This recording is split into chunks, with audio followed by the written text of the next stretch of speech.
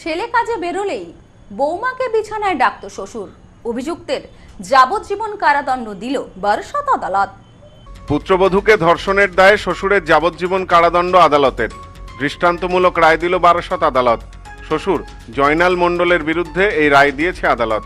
এই ঘটনায় শ্বশুরকে যাবজ্জীবন কারাদণ্ডের নির্দেশের পাশাপাশি 1 লক্ষ টাকা জরিমানা ও নির্যাতিতাকে 6 লক্ষ টাকা ক্ষতিপূরণ দেওয়ার নির্দেশ দেওয়া হয়েছে।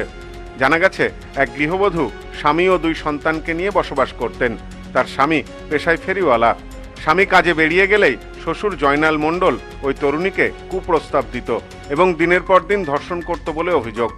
আমি খুব খুশি, আমি আজ ন্যায় বিচার পেলাম। আমার আইনের প্রতি প্রথম থেকেই ভরসা ছিল, বিশ্বাস ছিল, সেই বিচারটা আমি আজ ন্যায় পেলাম। আমি খুব খুশি। আমার 2টো বাচ্চা অসহায়, আমি যা অসহায়ের মধ্যে আছি আমি বলে বোঝাতে পারবো না। আমি খুব খুশি।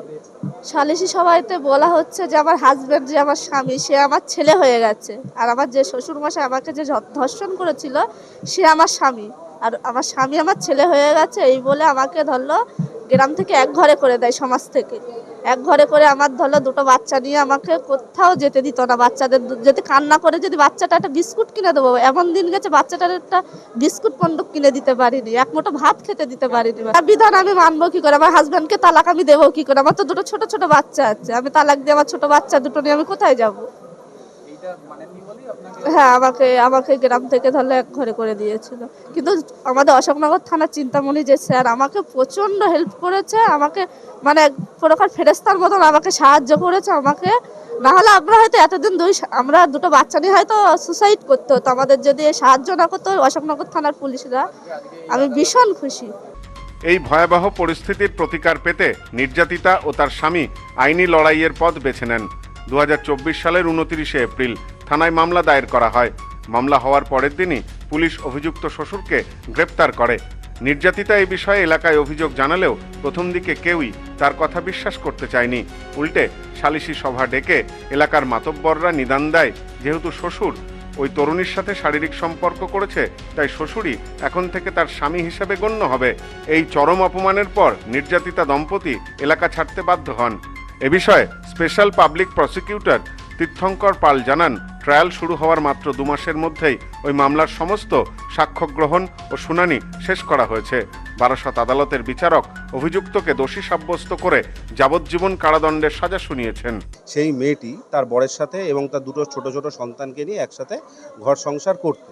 কিন্তু এই যে শ্বশুর মশাই রয়েছেন, এই যে জয়নাল, এর বর যেদিনই ফেরিওয়ালার কাজ করতেন, যখনই বেরিয়ে যেতেন একে কুপ্রস্তাব দিতে প্রথম দিকে দিত এবং পরবর্তীকালে একে দিনের পর দিন ধর্ষণ করত।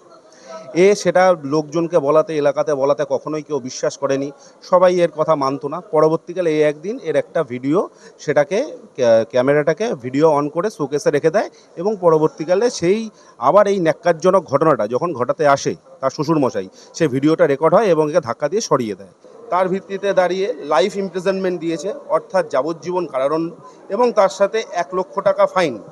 এবং সর্বোপরি যেটা লার্নেড কোর্ট, একদম পুজেন্ট জাজ, উনি একটা জিনিস বিবেচনা করে দেখেছেন, এই যে গরিব একটা হতদরিদ্র মেয়ে, এই মেয়েটিকে কম্পেনসেশন হিসেবে ডিএলএসএ কে রিকোয়েস্ট করেছে 6 লক্ষ টাকা তার ক্ষতিপূরণের জন্য।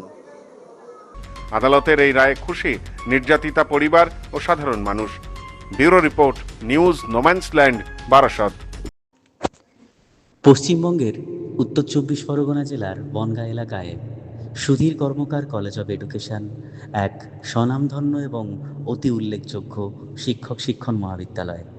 বর্তমান এই শিক্ষক মহাবিদ্যালয়ে নতুন শিক্ষাবর্ষে বিএড অ্যাডমিশান চলছে। তাই বিএড অ্যাডমিশান নেওয়ার বিষয়ে যে সমস্ত শিক্ষার্থীরা আগ্রহী, তারা অতি সত্বর কলেজের অফিসে এসে যোগাযোগ করবেন। আমাদের কলেজের ঠিকানা গোপালনগর, চরচালকি, বনগাঁ, উত্তর 24 পরগনা। পিন নম্বর 743235।